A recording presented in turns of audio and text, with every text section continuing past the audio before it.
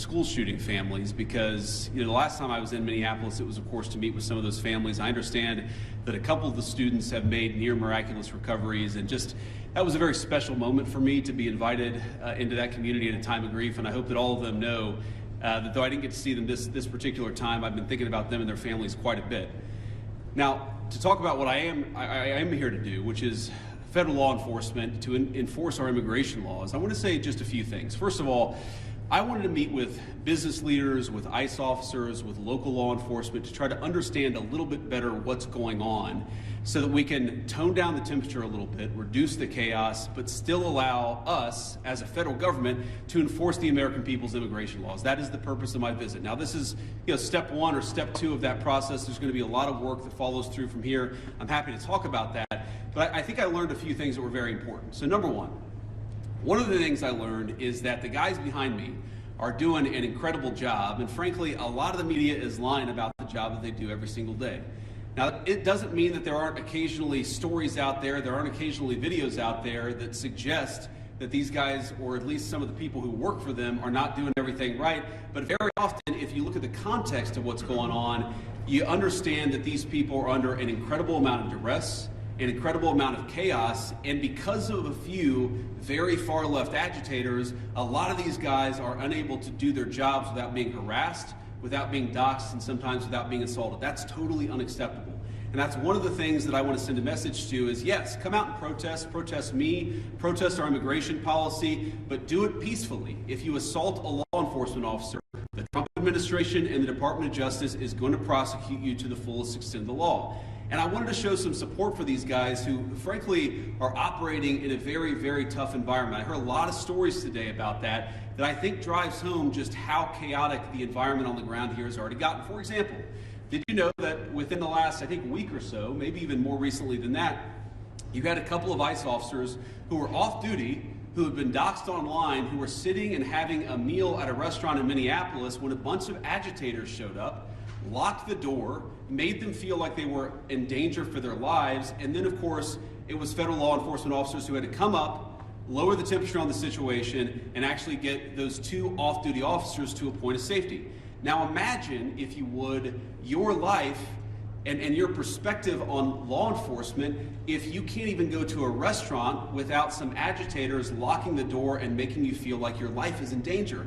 That is the environment that has been created, I think, by a lot of very, frankly, far-left people, but also by some of the state and local law enforcement officials who could do a much better job in cooperating and working. And by the way, I'm not talking about the cops, who these guys told me on the ground, the cops are very sympathetic to what they're dealing with. I'm talking about state and local elected law enforcement officials who could do a lot better job in making their lives a little bit easier, and in the process, they would make the lives of all Minneapolis residents easier, and that's what we want.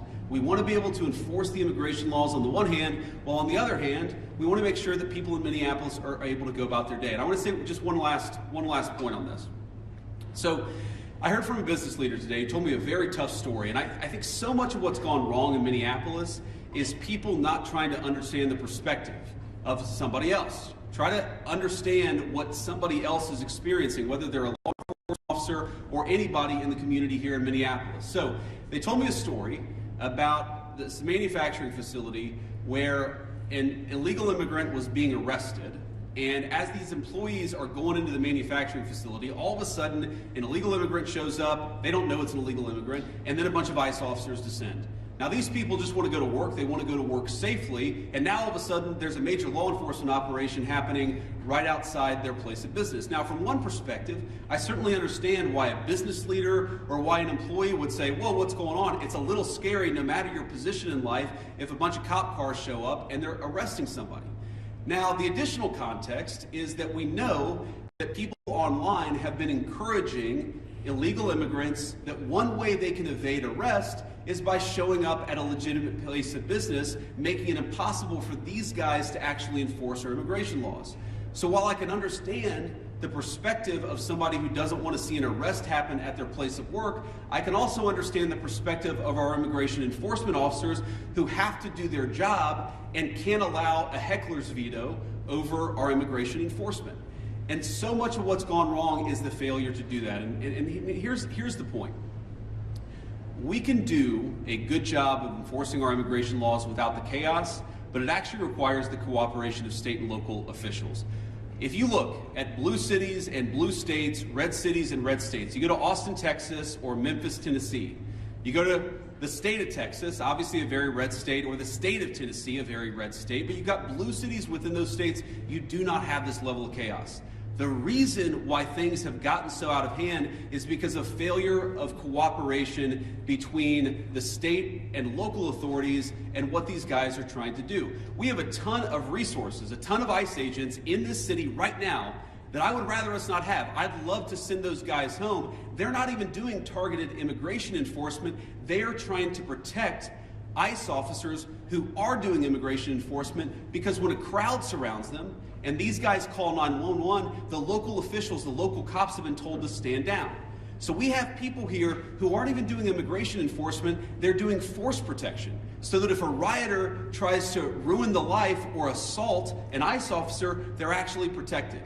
Now, why doesn't it make more sense for the local cops to get involved in that situation? Why not just have the mayor or the local officials tell the police officers, you know what, if an ICE officer is being assaulted by a far-left agitator, you are invited, you should actually help him. That's what would work out in any normal situation, and that's what happens in nearly every jurisdiction, red or blue, in the United States of America. The reason it hasn't happened here is because the local authorities have been told, stand down, do not help ICE, promote violence, promote the agitation, but don't do anything to lower the temperature and lower the chaos. That's a problem. Here's another example of how the lack of cooperation between state and local officials makes it harder for us to do our job and turns up the temperature. Let's say, for example, we have a criminal migrant who is a sex offender.